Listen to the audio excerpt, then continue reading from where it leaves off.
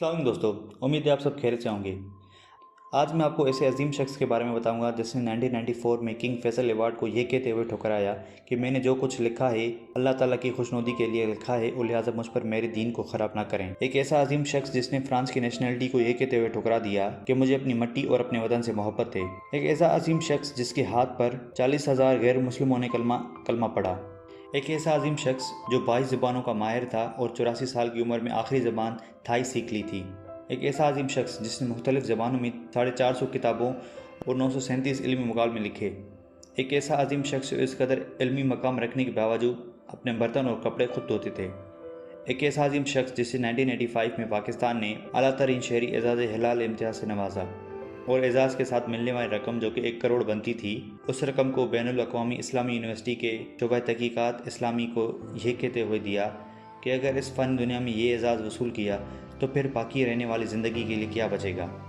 एक ऐसा अजीम शख्स जिसने हदीस की अवलिन किताब जो 58 हिजरी में लिखी गई थी, जिसे सहीफ़ा हमाम बिन मंबा कहा जाता है, उस अजीम हदीसी और तारीख़ी दस्तावेज़ को उन्होंने 1300 साल बाद जर्मनी में बर्लिन लाइब्रेरी से दरियाफ़्त किया और तहक़ीक़ के बाद शाया करवाया। एक ऐसा अजीम शख्स जिसने कुरान मजीद का फ्रांसीसी ज़बान में तर्जुमा और तफसीर लिखी। इस शाहकार तर्जुमे की 20 एडिशंस शाया हो चुकी हैं। एक ऐसा अजीम शख्स जिसने तारुफ़ इस्लाम के नाम से एक शाहकार किताब लिखी, जिस किताब की दुनिया की 22 ज़बानों में तर्जुमे हो चुके हैं। ये अजीम शख्स डॉक्टर मोहम्मद हमीदुल्लाह की थी। आप 1908 में हैदराबाद दक्खन में पैदा हुए। आपने 1933 में जर्मनी केवी यूनिवर्सिटी से डॉक्टर की डिग्री हासिल की और उसके बाद वहीं अरबी और उर्दू के उस्ताद मुकर्रर हुए। आप 1946 में अक़वाम मुत्तहिदा में रियासत हैदराबाद के नुमाइंदे सफ़ीर मुकर्रर हुए।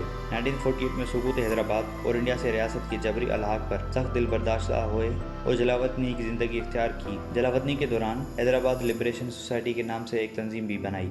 1950 में पाकिस्तान का पहला कानूनी मसूदा बन रहा था तो आपसे रब्ता किया गया। आप पाकिस्तान तशरीफ़ लाए।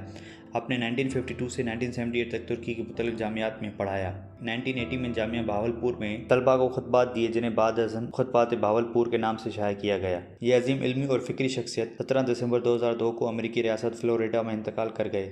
डॉक्टर मोहम्मद हमीदुल्लाह कहने को तो एक फ़र्द था, लेकिन काम कई जमातों से ज़्यादा कर गए।